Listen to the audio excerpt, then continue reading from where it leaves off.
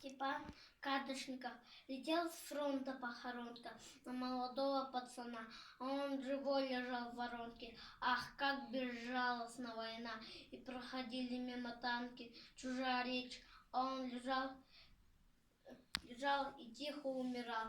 Пробита грудь была на вылет, и кровь стекала в черный снег, а он глазами голубыми встречал последний свой рассвет. Нет, он не плакал, улыбался и, пересилив боль, поднялся, и автомат, подняв с трудом, он в перекошенные лица горячий выплеснул свинец, приблизив этим на минуту войны безжалостный конец.